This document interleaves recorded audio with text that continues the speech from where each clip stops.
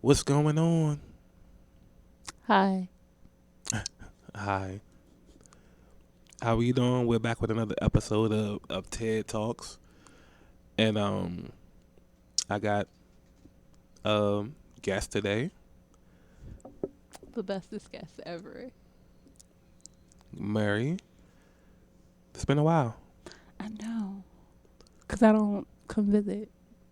Yeah, she's a I bad told you I'm not doing my due diligence as a best friend. she's a bad friend, y'all. Wants to get demoted, clearly. Clearly. Yeah. It's okay. It's okay. We'll discuss this at your quarterly reviews. Damn, we still do those? Yeah, it's like a yearly review now. Jesus. Okay. Yeah. I'm okay with this. I'll shape it up by then. Yeah. See, that's the strategy, y'all.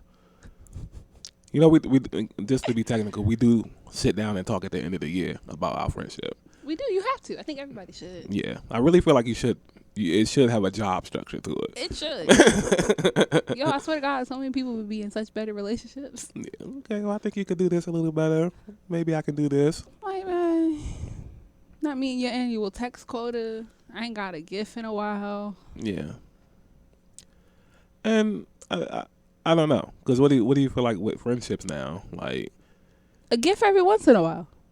every once in a while. Every once in a while. I just need to know you're alive. I Okay. swear to God, I must be the most relaxed person. Like my friend, I was like, I think he got out the hospital, sent me a gift. I was like, oh, he good. Okay. What Every once in a while. What did he send you? A laughing cat. Oh, you meant like a. I thought you meant a gift, like the. Oh, like I actually went out and bought you a gift. Yeah, Nah. I thought you meant like a I present. got broke friends, man. We can't be doing that. I was about to say like that's a stand up person to like come out of the hospital like, yo, let me go buy Mary a gift. Like No. I was like, yeah, I that's just needed to know they was alive. they might be about to take my spot as the best friend because that's heroic right there. Well, see, no, you provide me with great content. That's fine. I know you're alive. I literally see that it says it was an upload date. Yeah, it is. You good? I mean, unless you got a robot over here that I don't know about. I was about to say, if I had one, nobody would know. I wish I had one. If I had a clone, yeah, things would be. What want a clone? I need like two, and I need them to be. I need one to be the better version of me. I don't think that's how clones work. Damn. I think it only. Yeah, if you clone Okay, yourself, then no, it only, we don't need more of me. Then we're good. We're Like, good. If you clone yourself, it only goes downhill. I don't Ah, think. I don't never think- mind. Nope. Yeah. Okay, we're good. So this is all you get. Love it or leave it. So would you be scared of the clone? Hell yeah. I don't need two of me. I'm already crazy. What if In the good kind of crazy, but I'm enough. I'm good. what's good crazy?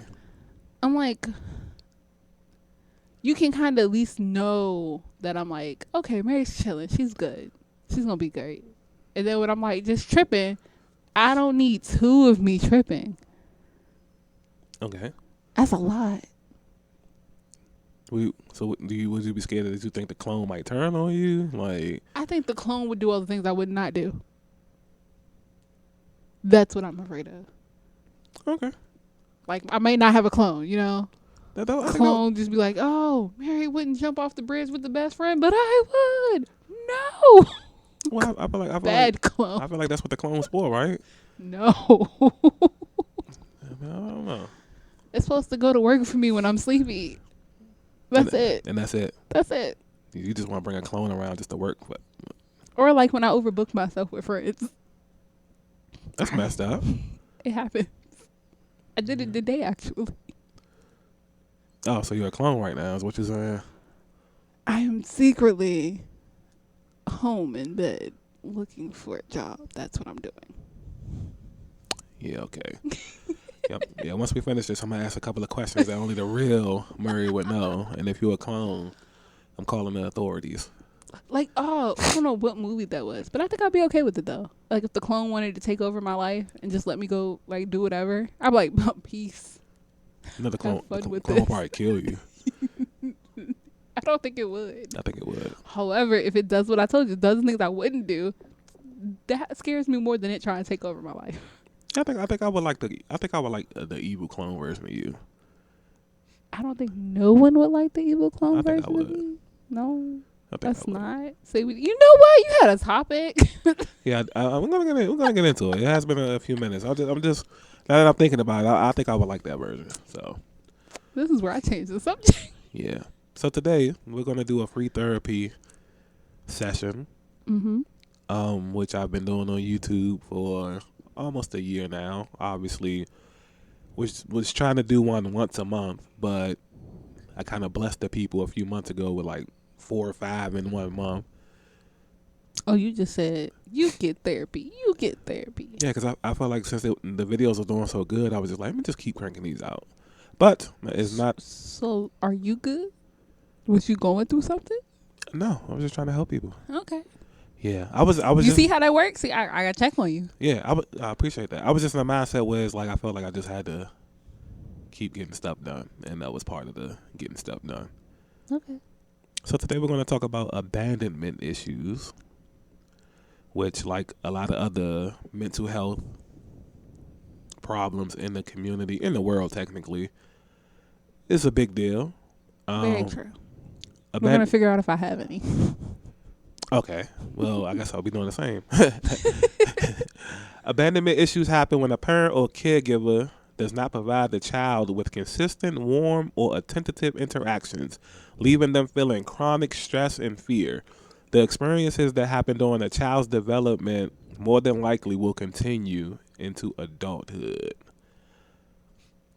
Abandonment fears can impair a person's ability to trust others, make it harder for a person to feel worthy or be intimate. Mm-hmm. These fears could also make a person prone to catching anxiety, depression, codependence, among other issues. It will be hard for you to build trust in others, communicate your relationship needs, and it's when it says relationship, it means friendship, family, significant others. General umbrella, okay. And you'll be low on emotional self-reliance. That is some examples. I got a hood definition for you. Okay, give us that too. Ready? Yeah. My mom thinks she gonna be grown and go out this house. Where she think she going without me? She ain't going nowhere without me. Okay, I guess that can qualify. Definition. You ain't going nowhere without me. I need to know where you at, who you going with, who gonna be there, how long you won't be there, when I need to come back, when I need to be there. That's the hood definition. So do you feel like you've been through? I don't feel like I have abandonment issues. Believe it or not, I don't know if I guess like you reading it off. I remember. I probably gotta send you the link to this if I can go through my history and find it. Mm-hmm. So they were talking about. I had to do a study for that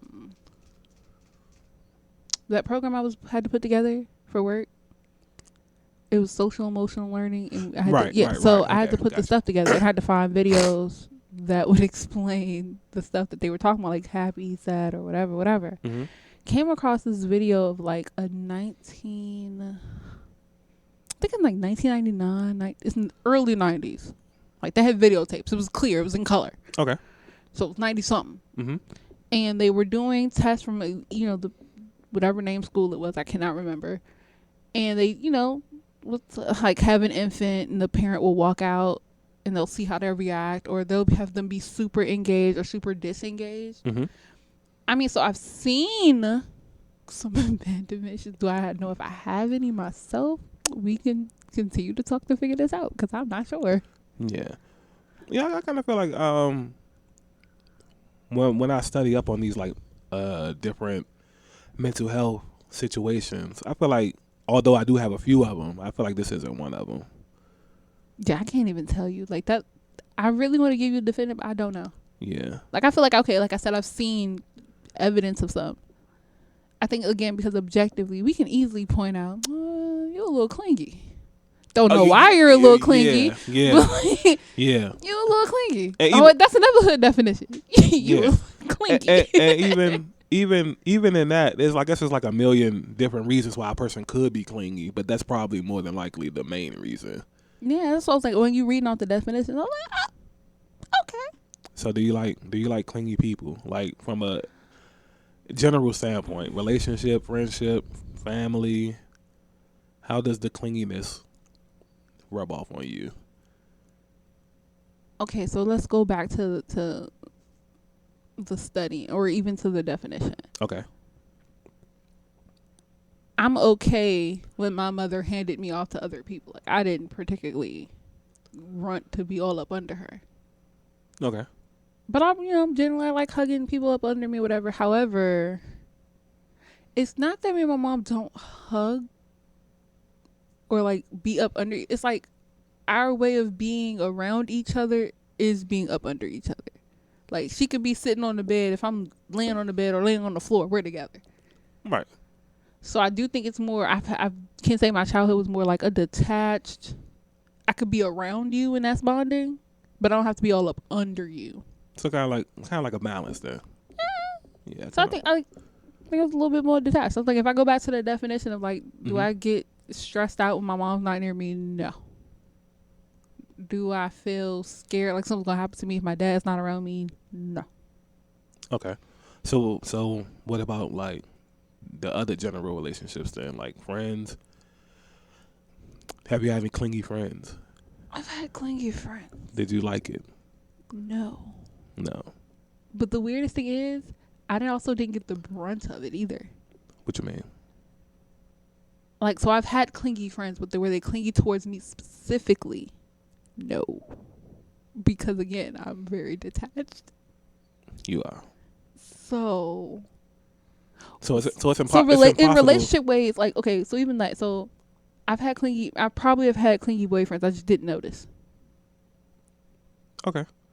Yeah. Well, I can speak from my perspective. You have had clingy boyfriends. Yeah, and I wouldn't notice. And honestly, I probably was annoyed by it. But again, because I'm a little detached, I'm pretty sure that hindered some relationships as well. Yeah. Probably friendships as well. Yeah. But that bruntness of like, when it's like anxiety or wanting to be up under them or like, I've literally think one of my friends did suffer from that, but I don't think it was brought to her attention in a way that would have been constructive. Okay. So you deal with, I know you deal with quite a few people now, as far as like in your everyday life. So I have some signs of abandonment issues that surface in adults. Ooh. So we're gonna read these off, and then we're gonna take a step back and see like, does anything change, right? Okay.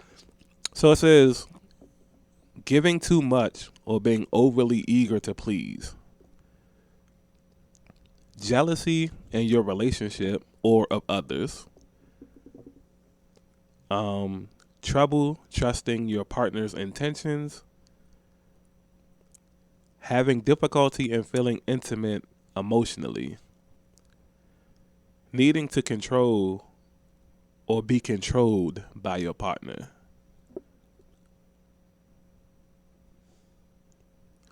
I mean, I guess these are, to me, I guess these are like either or. No, I mean, ooh. Okay, what if, because we're going back. I'll go back to me for a second. Okay. I don't like making people feel like I disappointed them. Okay. Like, it physically affects me. Like, I'll get sad, I'll get upset, I'll get reclusive. Mm-hmm. However, again, going back, I've never, my parents kind of did let me do whatever, and I'm used to just being everywhere ever. However, I do think that may have caused me to not be okay with not being settled.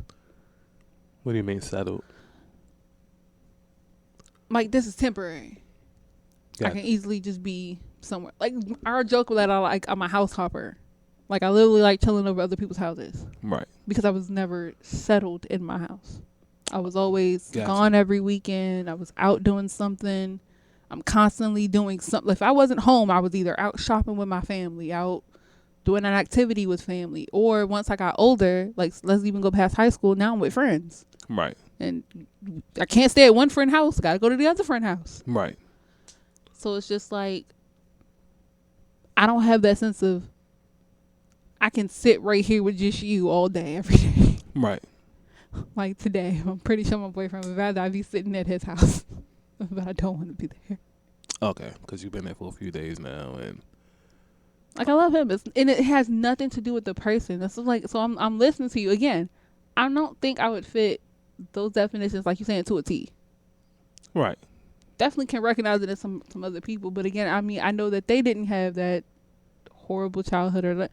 So I think it was like incidental. Like incidentally, I'm like I may have a little bit of it. Okay. A little bit. Like I feel like that people pleasing thing is definitely there, and it comes from again me not wanting to disappoint people, even though I'm pretty sure I do anyway. Which it goes to depression, anxiety, and all that other stuff. Yeah, I was about to say that's the more you try not to, the more you. Yeah, it's like the more you try to please one person particularly, you're gonna disappoint someone else ultimately, and then you're not even thinking about yourself. Like, did you even want that? Right. For yourself. And that's the most important thing, is realizing like what you want for yourself. Yeah. What about you?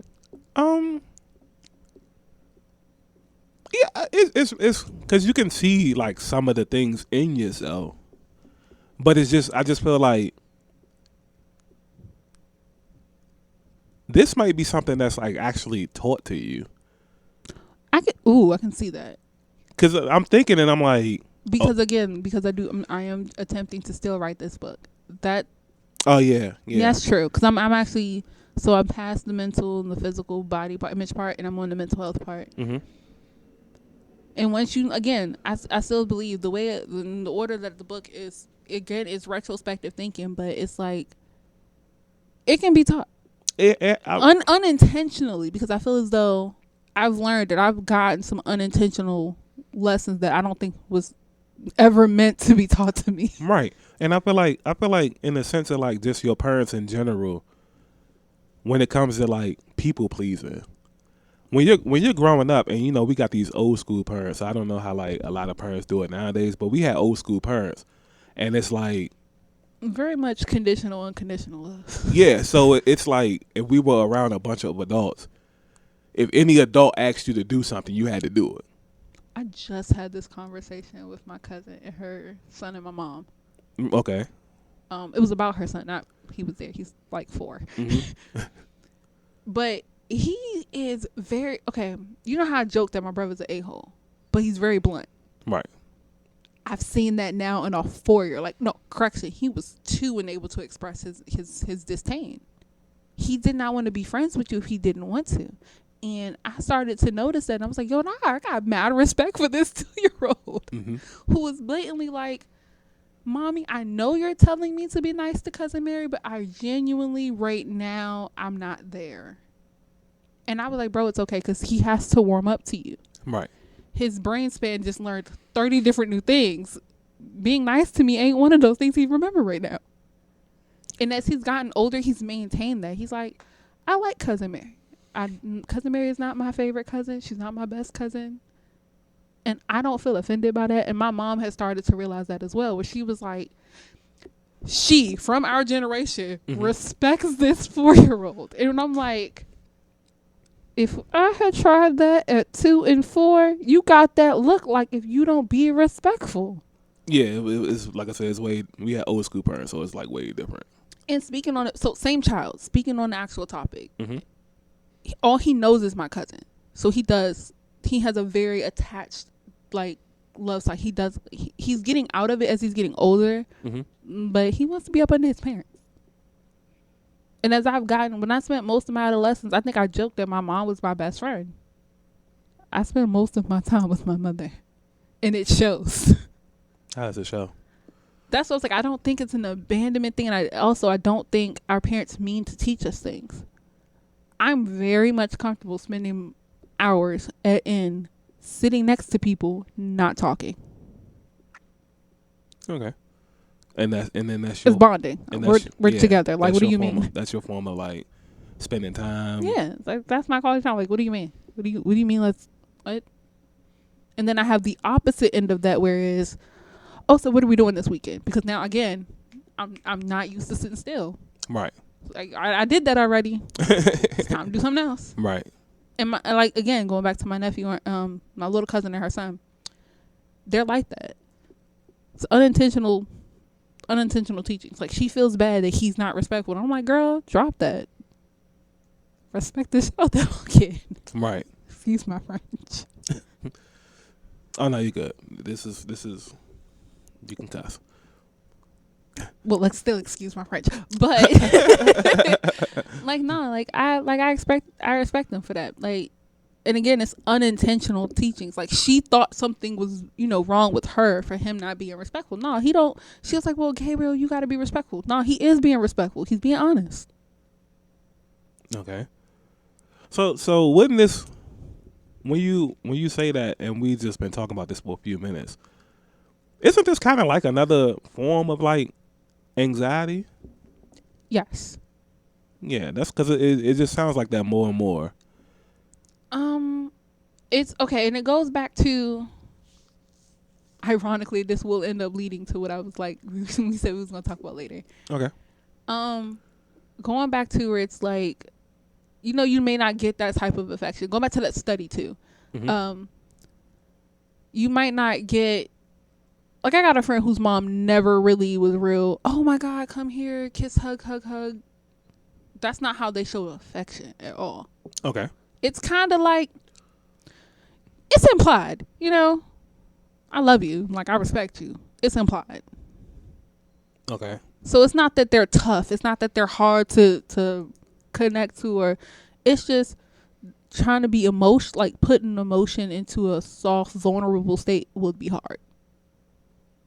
Like, getting them to be like, oh, if they, I feel like if that type of person tells you, like, they love you, they respect you, they, like, that's them telling you they love you. When they're able to be soft, when they're able to give you that hug, believe them.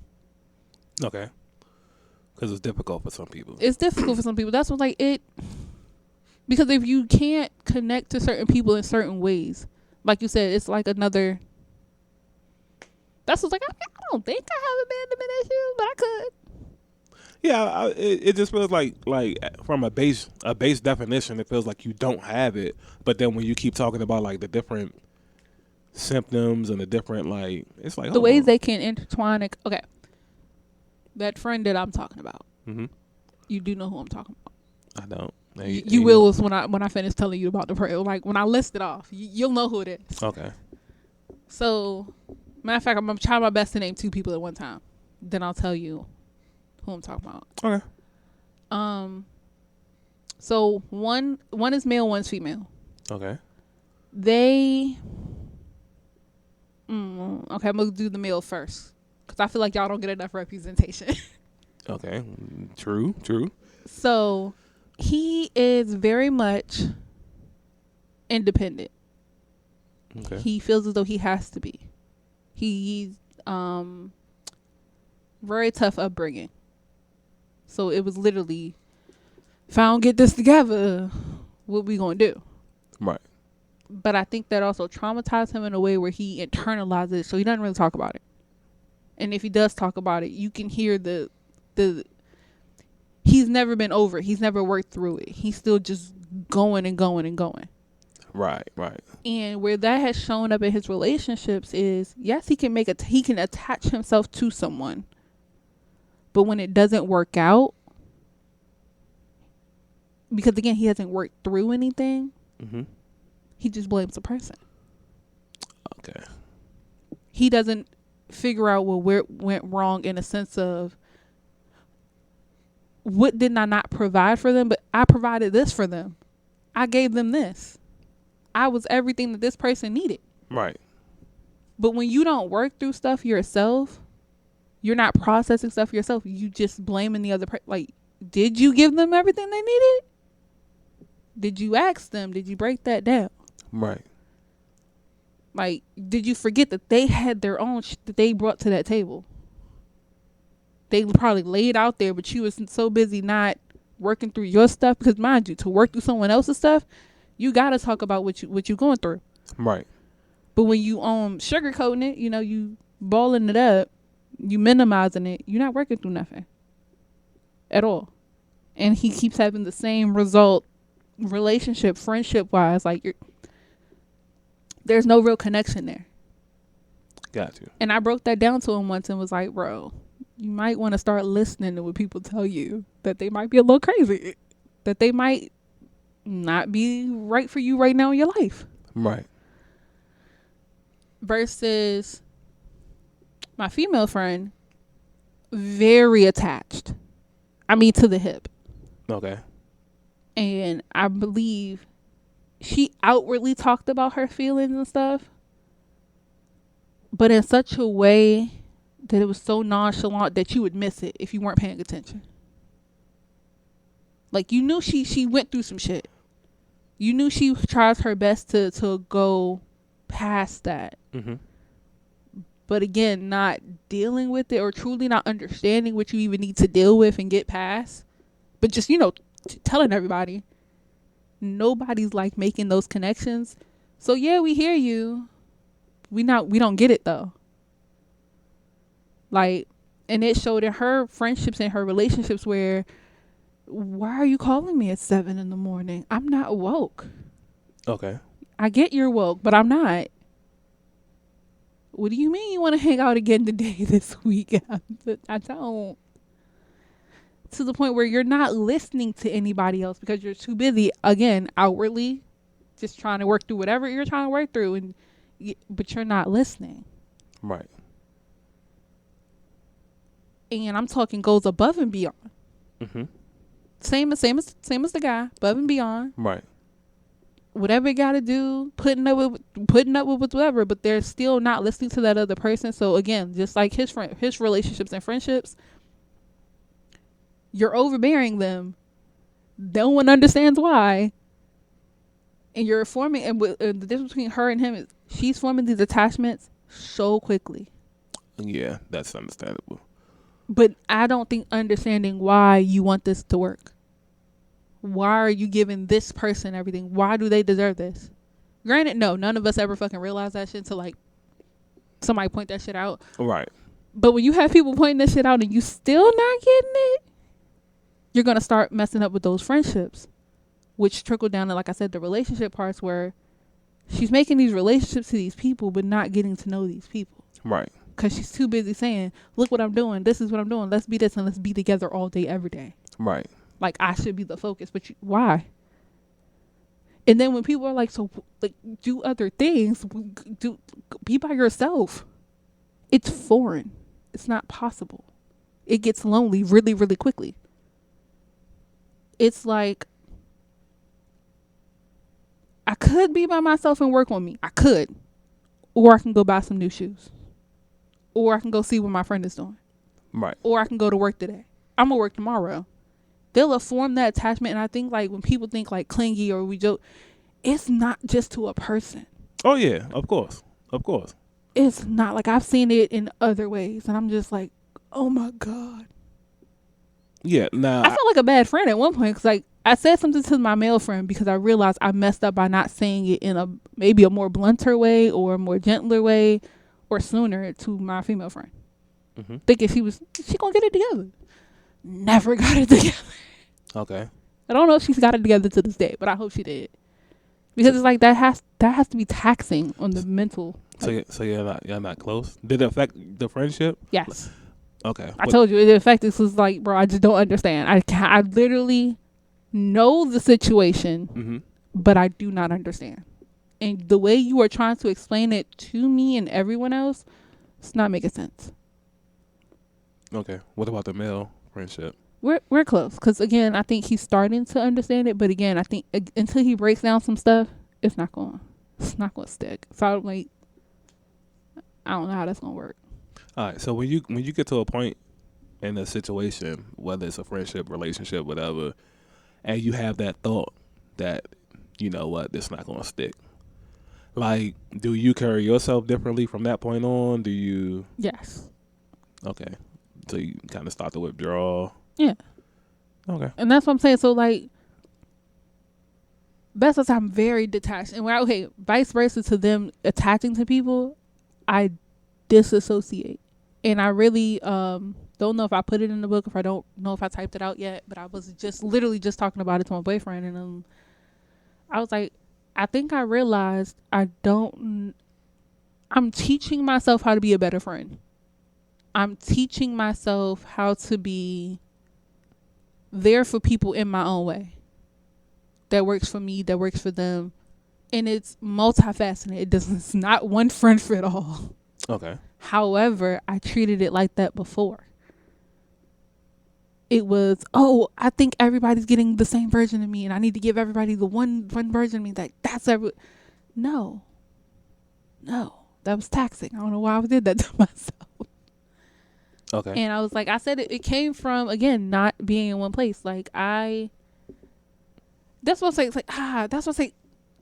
I feel like what I'm saying would still go under abandonment. Like, there has to be some version of it. I don't think I have it in the classical sense. Okay. In the definitional sense. Maybe just a little spin off. They need to have an addendum. Disassociative attachment. Okay? Yeah. That's something like, I don't know if that's to be the technical term. It may exist and I just don't know. Which I'm pretty sure I'll find out. So still writing. So when it comes to like you been doing the whole detachment thing, where does it stem from? I think it really does stem from this is not permanent. I could leave it any second. Like when I say I recently just talked about it. As far as life goes, or anything goes. I didn't really notice this. Like I said, that's why I said I had to go back and say when somebody is clingy to something or attached to something, it's not even just it won't even probably be a person. It could be a place. Right. It could be a toy or whatever. For me, I think it's in general. Like I internalized it to a point where I think it happens so often, I don't notice it. Didn't notice it.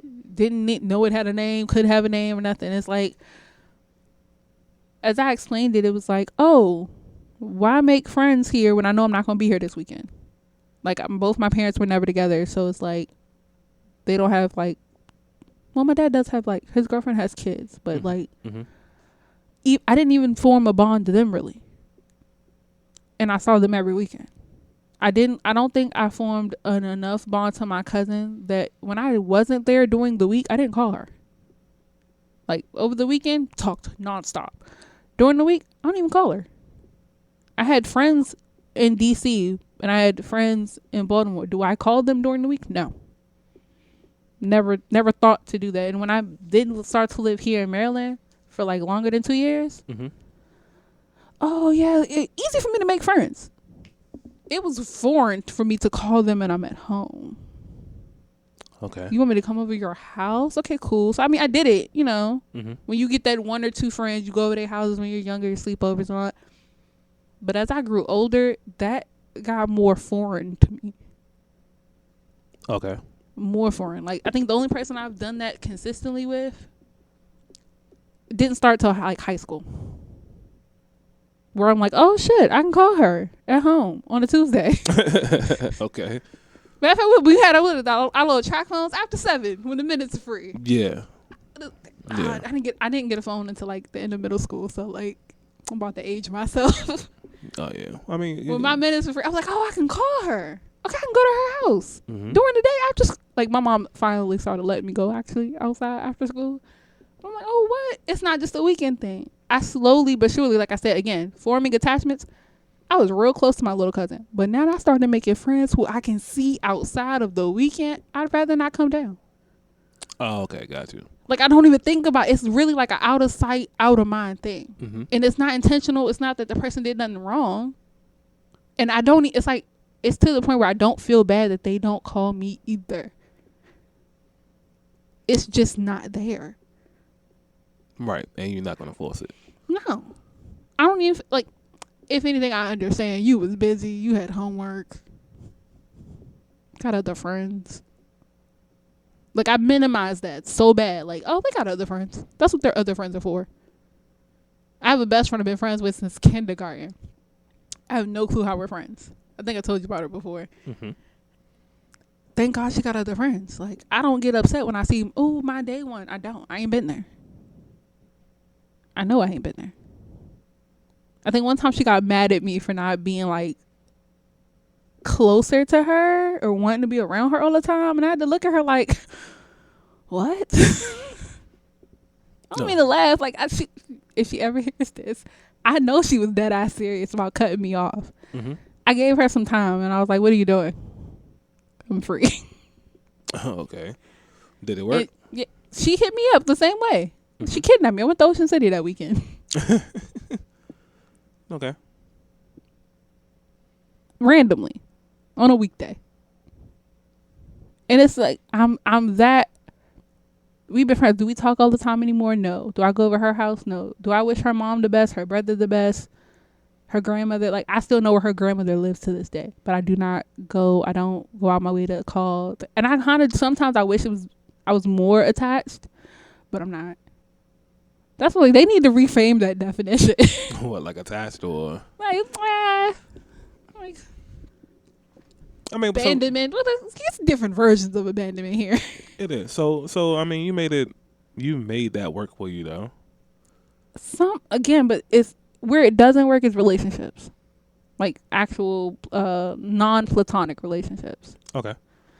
I think dudes would prefer if you would want to spend time with them and call them and maybe be up under them, like, in a healthier amount. Okay. Because the unhealthy amount is tracking your location every day. Calling you 12 times and they know you at work. Well, that goes on a lot. So yeah. That's the opposite too. But however, I think I dealt with a lot of guys that were used to that. I feel like more times than not, the average guy's probably, I'm not gonna say used to it, but it goes back to you're saying like unconscious no teaching. I didn't see my mother do that, so I didn't do it. I never seen my father do any of that, so I didn't do it. My brother is a hoe, so he definitely did do it. Right. My grandmother was already probably married, husband. She was widowed. Like, I didn't see her chase nobody. Like, I just didn't see people force things. I just kind of gather experience that, like, from what trust is and mm-hmm. what, how you got to trust somebody. If you have to do all of that, that's exhausting. How do you even, like, you can't even enjoy, like, bro, how do they? That's a good question. See, we needed one more person. But, we need a clingy person here. Yeah, I'm like all the clingy people. Please, if you have to just comment, go through somebody's phone, or like, how do you enjoy the relationship after? Like, how do you enjoy doing it? Like, okay, so I think you remember my ex, Anthony. I kind of thought he was like that, but deep down, I don't think he was like that. I thought it. Like, okay. You seen what I went through, right? But deep down, I don't think that was clinginess. I think that was. That had to have been some issues, other issues. I don't even think it was clinginess. I think it was issues. I think that was clinginess, though. Because at first I'm like, yo, there's no way I'm down the street, but you're calling me 6 times. Like, you don't think I'm down the street. You can walk down here. Yeah, that was like clinginess with a little bit of. I think that's now you were hot commodity. Bull crap. I think that was just a possessiveness thing, not an abandonment thing. Now looking back, I think that was a possessiveness thing. But that can fit into it too, though.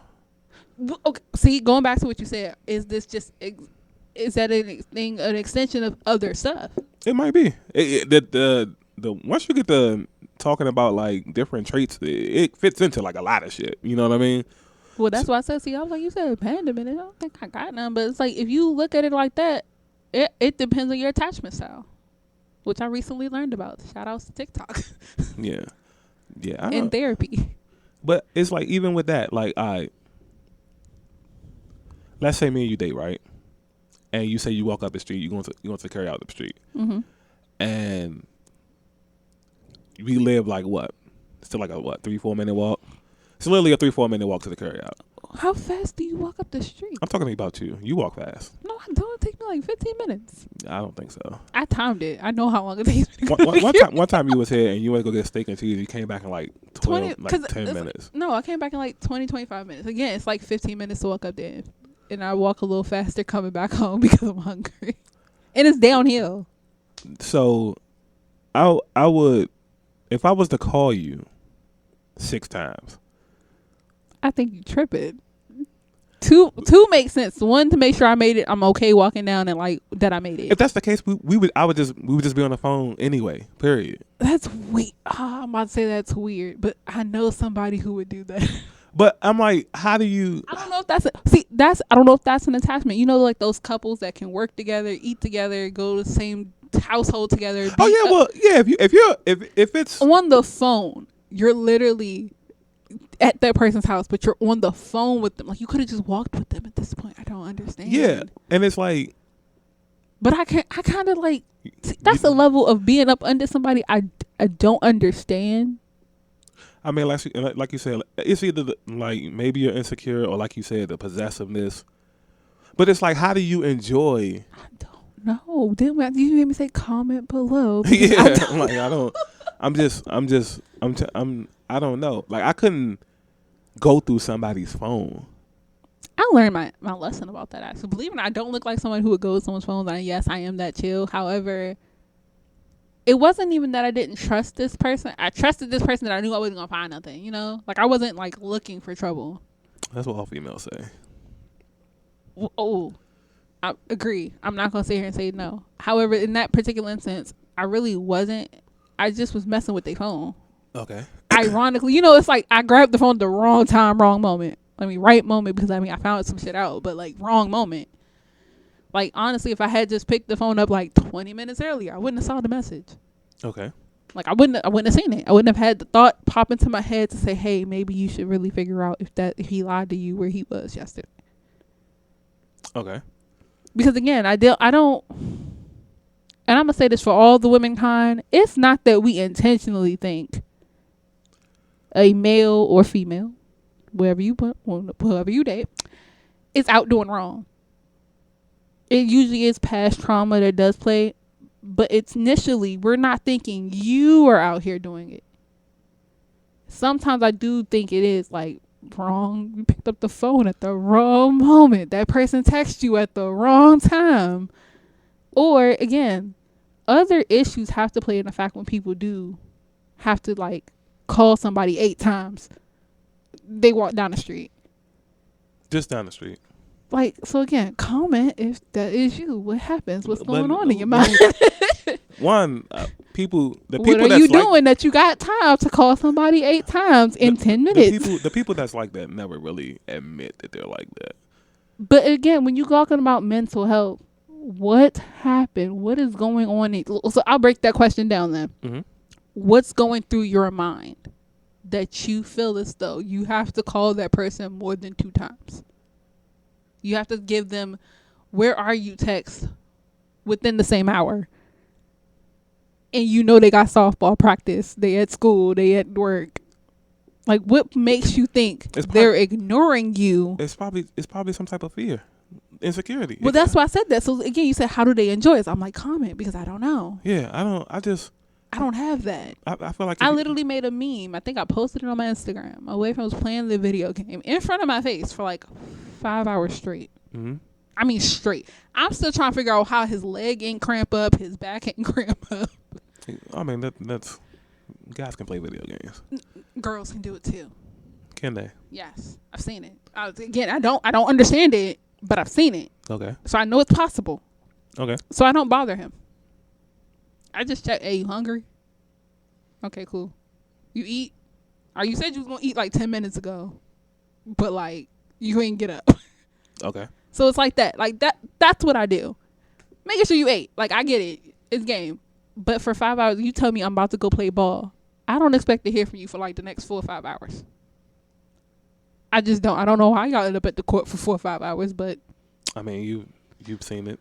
I mean, you gotta wait for the next game. Depends on how many people up there. Then you're just chilling. Like yeah. I don't need to be on the phone with you the whole time. Right. But I don't care if your ex showed up to the court. Talk to her. I mean, hell, y'all should be cordial. If y'all not, I got questions. You know. It depends. But that's a whole nother topic for a whole nother day. Yeah. But no, this is like, again, that goes back to the other person who has that, like you said, fear or anxiety or what else did it say? I'm not saying for sure. I'm just saying. So go speculating. No, we're I'm gonna read the definition. That's what we're gonna go off. Yeah, it was the fear. It was anxiety, codependent. Okay, so Yeah. codependent. What's the other word? I do have a codependent attachment to my mom, which is where I moved. Okay. And I think most children have that. I feel like anybody with parents have Yeah, that. like that's the common regular like one that everybody know. Like, Yeah. oh, your parents gotta let you fall. But if your parents can't let you fall, nah, that's weird. Like, oh, what is that show? Oh my god, they made a whole show about it. The show where the parents and the child are like so close, it's creepy. I don't know. Oh, I don't know which. It's one of them UPN lifestyle. Yeah, one of them channels. It's Yeah. somebody made a show. Okay. And the dang parents and the children are so attached to each other. Mm-hmm. Like the parents are involved in their relationships in weird ways. It's weird. Okay, that sounds weird. Yeah. Like that's a codependency. Yeah. I kind of feel like that might be the most common one. The whole parent. I feel like, but again, unconscious teaching. What are you teaching that child when they get into a relationship? Do you even think parents like? My mother didn't teach me really how to be in a relationship. Like me jumping into a relationship was more so like, obviously that she raised me a certain way. You just take those qualities into a relationship. Nobody really. So I feel like and I'm just speaking on my behalf. So I don't know like how many other people out here will actually just, hey, sit down. I'm going to teach you how to be in a relationship. I mean, because let's be clear, not one single black parent ever. I was just about to say like. I mean, correction. It depends. I won't even put just black people. Not one single parent ever taught us how to be in a relationship. But and the thing is, it's like it's nothing you can really teach. It's all like mostly experience. Because maybe they weren't in successful relationships. You know what I mean? I mean, I don't know. It's a lot of gray area. But yeah, when it comes to that kind of stuff, it's kind of just more so like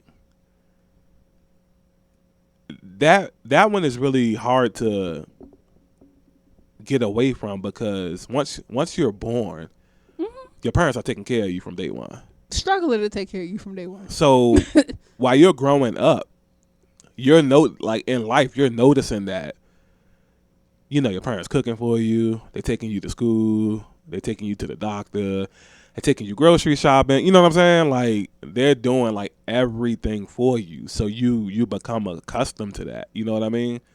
And unfortunately, unless you lose your parents or something like that, that's a struggle because then you're dealing with, again, a whole nother generation of family that just got put together. They didn't even, it wasn't a matter of, oh, I like Billy and we ran off. It was, Billy knocked me up and now we got married. Now we together. Yeah, and that's true too. So I guess it's or vice versa. You got the women who married and had kids and men went off the war and never came back. No one prepares any 13 through whatever 1950s age little girls were able to get married back then. Right. How to deal with that. Right. Like, what do you mean not coming back? I got 3 kids. Yeah. And back then, women weren't really, we had nothing. Everything is in that man's name. So when I say, again, comment on what makes you call someone 30 times or be so dependent on someone, like, I can't do it. Like, my mom has this fear in me now. You gonna need some man to take care of you. Why would I do that? Don't put that in me. So now unconsciously, I'm so scared that I'm not gonna be able to take care of myself. What you mean? Like why? Like, oh God. So it's like, so she basically projected a fear into you. It's like, and now I'm scared. Like, I'm not going to be able to take, anytime I don't have something stable now, I panic. And you think of that. I have the anxiety. I have the depression. I have all of that. It's right. Just like, dang, woman, I was worried about what to eat next week. Now I'm worried about if I'm going to eat at all. Okay. It just went from a small fear to like a little tiny look to like, oh my God, we are now sitting here crying for 30 minutes straight trying to figure out what we going to eat next week. Next week. Okay. Not the day it is. Next week. And you never know what can happen between now and... I could easily have had my grandmother, Jesus, the Lord, anybody, the universe provide meal service. Right. A friend said, hey, come over for the week. But I'm sitting there bawling my eyes out like the universe is over Okay. for something I don't even know. And that's because, again, I'm scared. Like, oh, crap, I'm 30. I'm not married. I have no children. Probably no desire to have some kids, but that could change. But you also, I feel like you're halfway. But no, so my fear gets worse as I get older. I mean, like, I feel like okay, older and less stable. There we go. okay. Less consistent. And again, going way back to what I said in the beginning, I don't know how to be consistent nowhere with nothing because I'm not even used to sitting still. Okay. See, it's also like it needs to be a detachment, an addendum to that like definition there, because it's like that's what I was unconsciously taught. Okay. It's okay to move every 2 years. It's okay to change school. Like, I feel bad for kids who are like in the military and they have no choice. Like, they move maybe 20 schools or they countries, whole language barriers, and they have no choice. And even within those countries, they're moving from base to base. Right. Like, I have a cousin who, I love her, smart as a whip. I really felt bad for her. Like, she's been making honor roll, principal, like award-winning honor rolls. Award-winning. Okay. Award-winning. I'm slicing her up. I really am. Okay. But since like 6th grade, and so I'm watching her graduation, and they're giving out like trophies for kids who made honor roll, all A's and B's. Okay. From 6th grade to 8th grade. She just got to that school. Luckily, was able to finish it out throughout the whole year. That particular school, she was able to finish it out from beginning of 8th grade year to the end. She made friends. You know how many times she's had to do that over and over? A lot. And I felt bad that I know for a fact her last 2 schools she's made honor roll all year round. I text her as I'm watching this graduation. Hey, I'm gonna make her the best. I'm gonna Google somebody's certificate, because she's like, what? To know that 13, you're like height of, I think she's 14. Height of your hormonal career, like, it's at the peak. Mm-hmm. To know that you've been busting your behind since 6th grade and you can't even get a trophy because this is not your first school in your medical career. I'm going to say career. Okay. Because she's a kid. But it's like, in 3 years, you know this isn't your first school. Right. But you've been busting your ass. You should get that trophy. You should have a certificate for that. Right. I felt like, damn. I know for a fact, somewhere in her, it sucks. I'm not going to say it's life-shattering. No, it probably sucks, though. It sucks. Yeah. And I was like, bro, I got you. I'm gonna get her that certificate. Because that has to suck.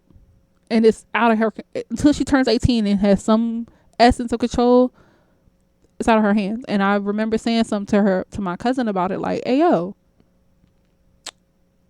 you ain't gonna put your foot down? Y'all not gonna come together and like get some stability there? Because she could end up detached like me. Right. Like, I'm just looking out because I didn't make, like, it's like I can make friends. Oh, we gonna have a blast. But when I'm gone, I'm gone. And it don't mean I didn't miss you. The friendship, the bond meant nothing. Like, they got, like, kids now have way much more technology than we had. Facts. To keep, it wasn't just the email and pray that your home phone, don't get backed up. Yeah. And you don't get in trouble for a week. Now you grounded. Now you really don't forgot that person's number. Yeah. So, yeah, it's back for... We're just aging ourselves because we had phone books back then. Well, technically, you're aging yourself. I haven't. I'm disagreeing with the story you're telling. So. You're agreeing with me, which means you know what it's about. No, which means I'm enjoying the entertainment of the story. So. I like how you spent that. I'm going to say that one day. Yeah. I'm just agreeing. Yeah. She's the OG. I'm not. So. I'm okay with this. I like being 30. It's fun. I remember what life was like with a pager, okay? It was annoyingly loud. Everywhere. I don't think you could silence those things. Could you? Yeah, you could put them on vibrate or something like that, right? You can put them on vibrate. See, look, I'm okay with aging myself. But no, so it's just like I felt for her. Like, in that moment, it's like, damn, I'm retrospectively thinking, I don't want her to go through what I went through. Okay. Or what I'm going through, because I'm still trying to call y'all and talk to y'all more. Because I realize that's what helps make that bond. That's what helps creates those Hey, yo, I'm gonna think to call her today. Like, hey, how are you? Like, truly, how are you? Don't just hit me with the, oh, no, I'm good, chilling, because I know you're not all good. Like, didn't you tell me last week? Because, like, we'll have deep moments, and then I won't talk to you for, like, 2, 3, 4 years later. Okay. And now I'm only remembering the 2, 3, 4 years, like, we talked, like, past tense ago. So I need you to catch me up. When you say, oh, no, I'm good. So, like, how did the job go? You still work at such and such? You still with so-and-so? Because I'm going off of the conversation from 3 years ago. Right. And I feel like with my cousin, it's like I don't want her to get to that detachment style where, and I said this to my cousin, I don't mind putting my family business out there. I really don't, y'all. I really don't. My family, his parents no longer live in where we live at. So she has no reason to come back to Baltimore. Okay. None. I get that I'm there. My grandmother's there. Which is a good Technically, reason. her father is there. A good reason to me, but her half sister is there. Those are good reasons, but let me be clear. I had a whole father in Baltimore. I saw no point in coming to Baltimore. Okay. Grandparents, my cousin, like mind you, I told you at one point, me and my cousin was the best of friends. Saw no point in reason of stressing myself and missing out on birthday parties and sleepovers for a weekend, for a summer vacation. It is interesting. That's why I was like that whole, oh, I just gotta be up under my family. That's like, that comes a fear of like being so only knowing your family. Okay. So my assumptions, I'm gonna just say assumptions. Mm-hmm. The calling has, like you said, from a fear and from family sense, because like how I am with my family. If I didn't have them and I just had to like solely rely on the friends that I do have now currently, like right now, I'm assuming my fear would be I would be by myself a lot of the times. Alone, left alone with all my little thoughts. Why you say that? Because if I didn't have my family, I wouldn't talk to nobody. At all. Okay. Like, mind you, it got to the point where you had to like, hey, you need to check in with me like once a day. Yeah, I remember. Because I got to that point one time. I was like, I was not okay. I really did need someone to probably check up on me every day. Right. And I still have my family. So if I take them out completely, and again, you had to make sure I called you. But the way my brain works is I don't want to bother you. So I'm not going to call. Right. I'm not going to talk. I'm going to be reclusive. Which is weird because my love language is acts of service and communicating. Yeah. It's weird. So it's like, without them, I do think it's a fear. Like, I would probably like try to hold on to my family all day, every day. But instead of being, trying to be attached and redirect my whole life or whatever, like I said, I'll learn to deal with it. But I don't want to be super attached either, because I'll just be going from one extreme to another. Like now, all of a sudden, I'm trying to be up my cousin's butt, and I just want to be up under my family all the time. I'm just neglecting my own thoughts at once because I'm scared. Oh, I'm gonna have nobody. No, that's not fun. Right. That has to be mentally draining. Sounds like it. So going back to like how they get to calling somebody 6 times, like I don't know who did it, but somebody need to go apologize. Yes. And if it was unintentional, talk about it. I would say talk about it. Because it's different forms of talking stuff out. It's different forms of different ways of working stuff out. Like the thing I was learning recently is I called my book not a self-help book. Okay. But when I was explaining like the full entirety of what I was doing, they're like, "No, that's technically a form of therapy and self-help." Yeah. So, I mean, write about it. If you can't write, read about it. If you don't like reading, listen to a podcast like Avery's. Appreciate the plug. Get your podcast on. Get YouTube videos, TikTok about it. Like I met a guy who literally is also writing a book, and he also makes TikTok videos on trying to make sure I say it correctly. His struggles as a male in understanding sexuality. Okay. And I was like, yo, that's dope. I'm not a male, but I'm trying to understand my sexuality. I can relate. Okay. So I was like, in a way, writing the book and him talking about his experiences when he went through or what he was going through and how he's getting through it, form of therapy. Like, if you can't read about it, write about it. If you can't read, write about it, or you not, you can't make videos, can't edit, make a video diary. The only person you gotta say that to is yourself. Facts. Hang out with people more. Talk. For me, talking has always helped me. Mm-hmm. I can write it down, but I'm not a consistent writer. Mm-hmm. As evident, my book is not done. We are still on the first chapter, people. No.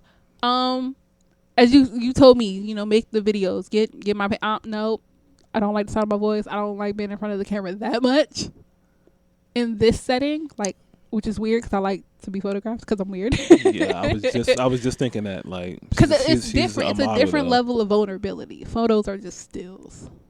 I can curate my photo. I cannot curate real time me. If you say so. I can't. Even though you do it, you just don't like it. That's all. I think we did talk about that, but it's unintentional. Okay. And again, it goes off fear. Okay. It goes off fear. I was like, nah. Or fear of judgment. I guess that's what it is too. I was just thinking about it. Yeah. Yeah. But no, I'm trying to think of another way of rapping is singing. I definitely heard some rappers rap their frustrations. I mean, also snitch on themselves, but rap their frustration. Yes, very popular form of music. Yeah. Yeah, expression through music. Very popular form of. Again, you ain't even got to release it on SoundCloud. Just get it out. Yeah. Do people still release stuff on SoundCloud? SoundCloud, after its initial troubles a couple years ago, SoundCloud is actually it's pretty big right now. Okay, cool. Yeah, I think still old. I'm still yeah. I know right before the pandemic started, there was like this hysteria that SoundCloud I'll say, was going you ain't out of got. Let me be clear. You ain't got to SoundCloud it, YouTube it, title it, Spotify it. You could just get it out for yourself. You can let your friend hear it. Make sure you're not, going crazy. You okay? Do a little mental check in. Yeah, that's the most important thing. Mental check-ins. Ooh, and something I told somebody recently: get a chill hobby. I say a chill hobby. Okay. So this particular person, I might definitely send this video to, because I want them to hear me and what I meant by a chill hobby, and make sure the hobby is actually therapeutic. If you feel as though you are too attached to a person, mm-hmm. you are too attached to a situation, you haven't worked through something, hobbies help.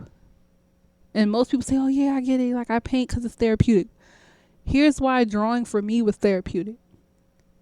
Here's why taking a walk through the park was therapeutic. Here's why talking to my friends was therapeutic. Mm-hmm. I'm actually working out whatever was bothering me. Right. I'm not just sitting with the headphones on my head, drawing for 20 minutes straight, just not thinking. I'm like, damn, I did really mess that shit up at work that day. Like, that really was like my fault. Then I'm gotta ask myself, okay, well, why do I feel like I'm still holding on to that? Because that was embarrassing. Like, dang, like I should have been smart enough to get that. Mm-hmm. All right, now I gotta ask myself, like really? Was you supposed to be like? How would you know that's supposed to happen? Like, you gotta work the situation out. And he fishes, and I'm like, oh, that's great if you're going fishing, but like, you actually talking about what's going on with you, whether you say the shit out loud or not. Because I think he goes with people. Okay. So it's like, are you sitting there pondering? Yeah, I got into an argument with my girl today. Like, why? I lost my temper. Why'd you lose your temper? Damn, I was kind of reminiscing about some shit, and she was just irritating me. Mm-hmm. Did you express why you got irritated? Or did you realize like you went off? How do we fix that next time so that don't happen? Because I'm pretty sure fishing, you sitting there for hours. Yeah, that's an hour. You got time to work some shit out. Right. Same way with editing videos and stuff. You got time to sit here and be like, damn, probably should have re-edited that thing a little better. Or probably could have added this, but it's like, instead of getting mad, you're like, you know what? Nah, I'm still working on it. I can do better in the next video. I can try to remember this so I can jot that down. You are working shit out. Yeah. Is what I'm saying. I'll take it a step further. When people Like I said, when you make that video diary, be 100% honest with yourself. Like, you're not talking, like you're talking to someone who ain't got no cut cards. Right. And I'm saying that like it's easy to say or easy to do. It's not, because you're going to realize some hurtful truths. Yeah. And I said this to someone, like, I think it was my ex. Or it's either my ex or who I'm with now. I may need to hear those hurtful truths, even though I don't want to hear them. Right. And I hope someone gives me hurtful truths as much as I need them, and I hope I'm giving them back. Because sometimes you may not want to hear it. It's going to hurt like hell to hear it. And it's another thing to hurt like hell to accept it. Yeah, that's the biggest thing right there. Accepting it. But that's what I'm saying. Like, you really got to work that stuff out. Like, I'm learning to not listen to those voices in my head that be like, you really going to wear that today? You really going to go out like that today? You really going to sit here and watch another YouTube video? You know what you should be doing. Like, you know what? Shut up. I really don't want I don't want to think about that right now. You know what? I like this dress. I'm going to wear this dress today. Right. Again, you don't want to talk to yourself. You think that's crazy? Put a camera on. Say you're making a YouTube video. You don't never have to post nothing.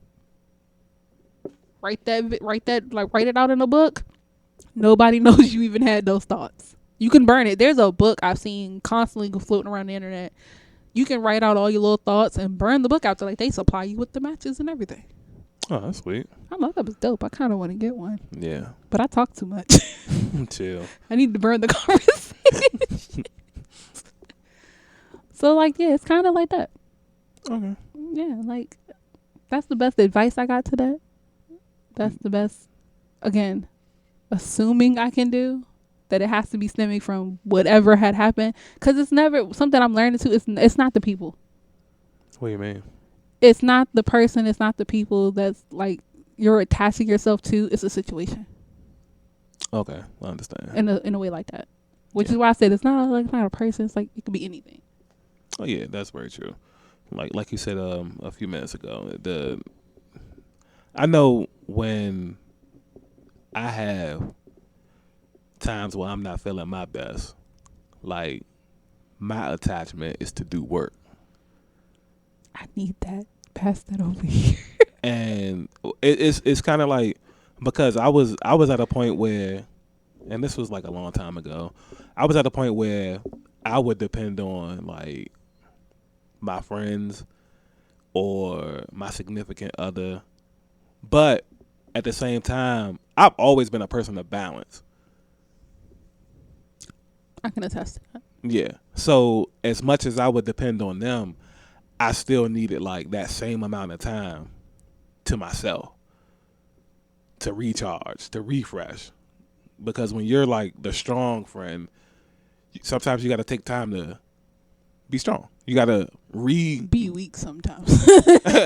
regain. Like, I don't know why y'all keep coming to me. I'm holding on by a thread. And it's not even you don't even think like that. It's more so like, all right, I gotta take time to pull those threads back together. Yeah. Hit the weight room essentially to get back strong. You know what I'm saying?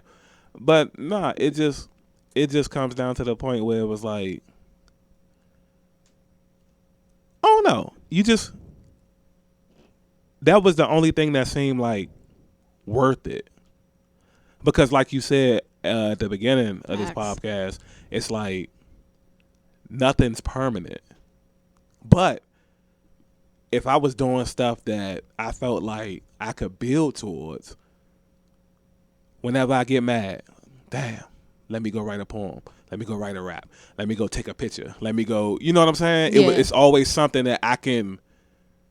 That's what my pastor told me, that is redirecting your focus and your energy. Yeah. Because when I have those moments, leash, like I said, pass that over here. Because when I have those moments, I don't want to do nothing. I don't exist in this physical plane. I am in my covers. Yeah, sometimes the TV's not even on. The phone ain't in my hand. I'm just in the covers. Yeah, but that's understandable. On a beautiful, nice day outside, I'm in the covers. I don't exist. Yeah, that's understandable. Like, for me, all right, so this was like probably 10 years ago, right? And I was going through a breakup. Mm-hmm. But I was at work. I've been there. So it was like, for me, it was kind of subconsciously thrust on me because I'm going through something so significant, but I have to work.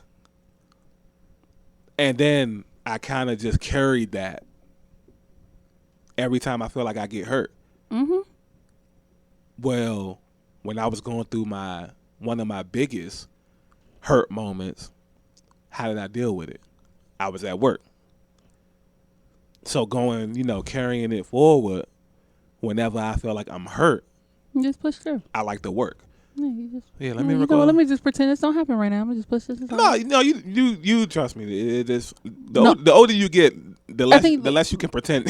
I mean, it's a lot harder, but I think it's like it depends on what that thing is gonna be for. Like, all jokes aside, universe. I know I'm talking about this a lot recently, but chill out. Don't let this happen. God forbid. Like, we were talking. My mom was like, "Oh, your brother is gonna be hooping and hollering over the casket," and I'm like, "Y'all are gonna be such a mess." I say, I have the weirdest suspicion I'm going to be calm as F that it's going to be a little weird. Okay. And it's because when my mom had her stroke, I didn't tell nobody. I was like, hey, I'm in the hospital with my mom. Like, it was whoever texted me, that's who knew. Mm-hmm. Matter of fact, I was here, so you was like, hey, what you mean you put your mom in the hospital? I'm you told me. Yeah. Like, it was casual. Right. Like, not I'm freaking out. My mom's in the hospital. Right. And I was like, I have the weirdest suspicion, unfortunately, because, like, again, that breakdown hit me later. Right.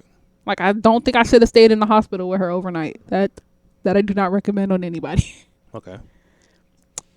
Don't do that especially if you were a super emotional person like myself. Don't do that. So I just feel like I'm going to probably be, because if my brother is a hysterical mess, I can't be the hysterical mess. Decisions have to be made. And usually when, like you said, you were at work, for me, it wasn't like a breakup. It was my grandfather had passed away and I was at work. Mm-hmm. And I loved him dearly, deeply. He lived to be 90 something. So, like, lived a great life. I went to work like it was nothing. Got to the funeral, laughing and joking. I mean, I'm cracking jokes all the way up to the funeral. I think about a month later, I ended up in a whole relationship because of this. A month later, mm-hmm. I'm like, life is too short.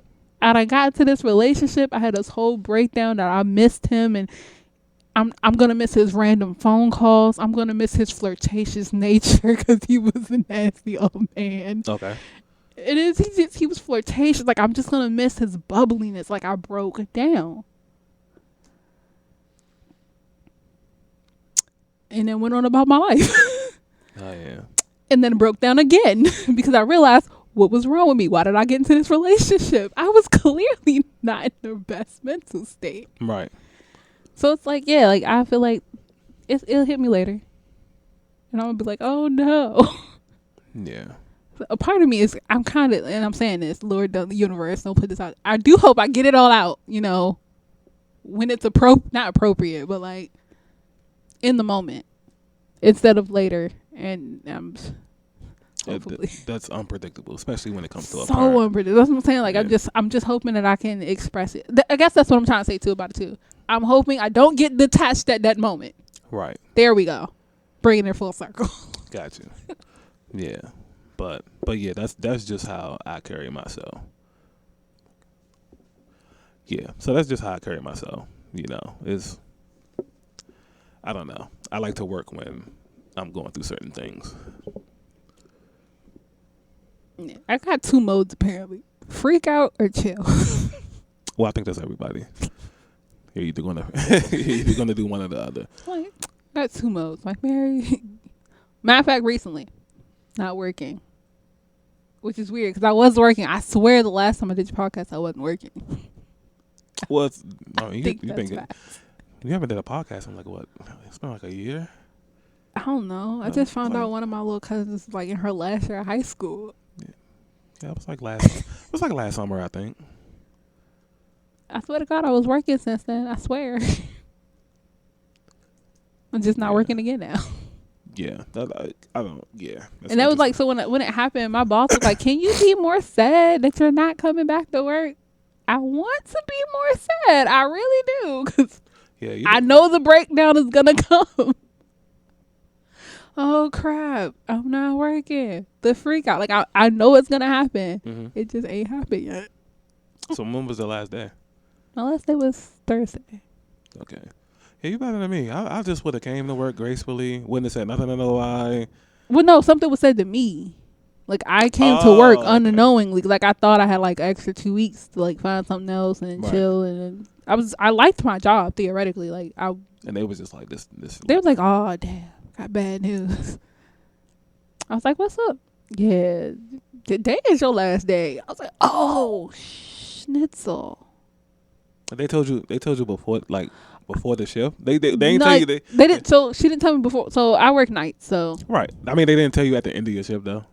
No. I would have. That would have made me. I would have kind of felt bad because I do miss the people I work with. I do like everybody I work with. But I'm saying, and I literally like mental. No. Weirdly enough, the day before, I told everybody I put in my 3-week notice.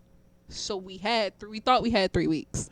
But I'm just saying, like, that's something you should tell somebody at the end of this shift. No, I'm so glad nah. If she had told me at the end of my shift, I think I would have reacted differently.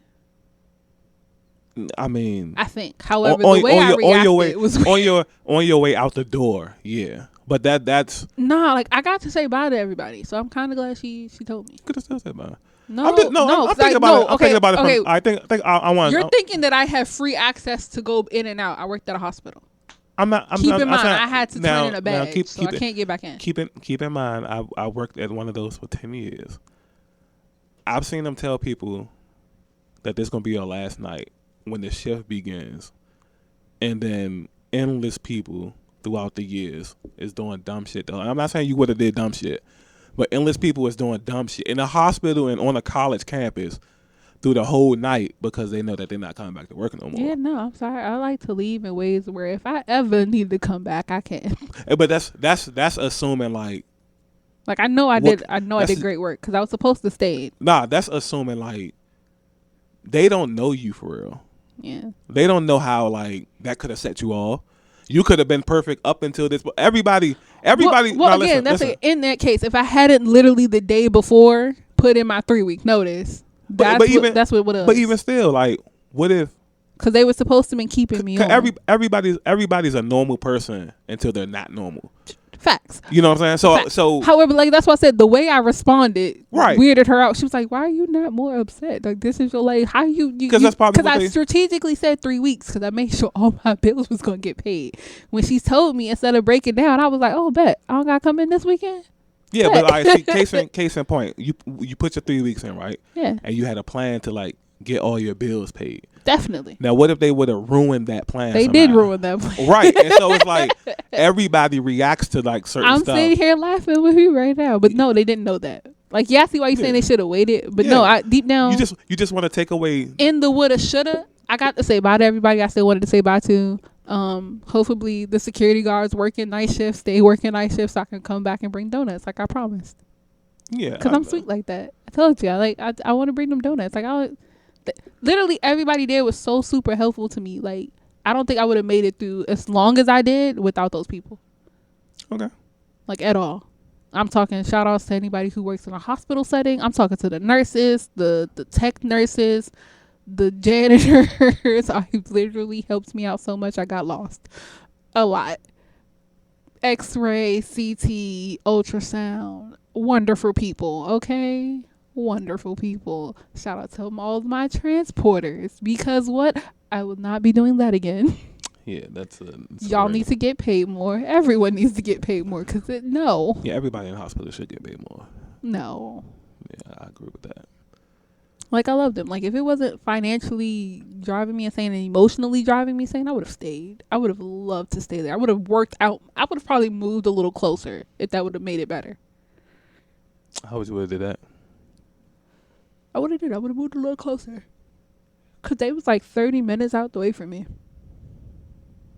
I think I would have lived in a whole different part of town. I don't know who the hell I would have lived with. Because let's be clear, they do not pay enough to pay rent on time and live. Okay. But yeah, Co-workers? probably. That's pretty cool. You got co-workers cool enough to let you in? She would have. It would have been my manager. I'm pretty sure 'cause she gave me her number and told me to call her. Yeah. Even though I came in every day. So I got a question. Mm-hmm. Yeah, that's dope though. You never, I mean. And again, I could say that goes back to that attachment style. I'm going to bring this full circle. I really thought I was going to have that, attached. Oh my God, what am I going to do? Right. But I detached myself and was like, oh, bet I got a weekend off. Be careful what you wish for. I did wish for a weekend off. I really needed it. I'm sorry. Shout out to hospital workers one more time. I could not go back to that place if I tried. Like, I will go back to see the people, but I do not want to see a patient go past my eyesight. Yeah, that's a daunting. That's a daunting job. Yeah, I seen some things. I'm gonna tell you off screen. I don't need nobody's stomachs turning. This is not that type of conversation. Okay. So in the meantime, we're gonna transition to the Netflix. My God, how much time? Like, how long you want this to be? I mean, worst come to worst, I can chop. I don't think I'm gonna chop it in half, but you might need to. Like, it's a pretty good topic. Yeah, I mean, right now we're at an hour and 20 minutes. Oh my God, that's too long. You not. breaking on people's attention spans? We've done. These podcasts get listens now. It's not the same. It's like what? It's like last time. This is we different now. Oh, so it's not just me. What you mean? I have a short attention span. I be trying. I told you. No. Listen to other things. A lot of people do have a short attention span, but a lot of people do listen though. You good? Okay. Cause I got a short ass attention span. I'd be like, I gotta listen and do something else. Yeah, no, you good. It's okay. It be stuff I don't like. The show I'm watching, I literally ordered food. I was on Instagram. Okay. That's bad that I couldn't sit there and it's a topic that I'm interested in too. That's what's weird. You talk about the show or? Yeah, the show. Like, I'm interested in anything that's about sexual knowledge, sexual awareness, or your own knowledge about yourself. Mm-hmm. I'm into. Okay. It doesn't have to be sexual knowledge. It could be why your toenails want to grow to the left. My weird behind would be sitting there listening to it. Okay. That makes sense. While on Instagram. So, on second thought, we're going to start a different podcast for this. You should, because I'm trying to tell you, it's going to be juicy. Look, okay.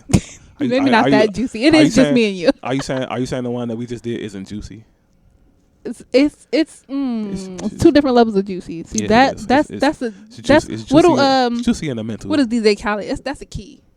Let's not quote him. We gotta quote him. He's DJ Khaled. Let's not quote the cow. But I definitely appreciate you.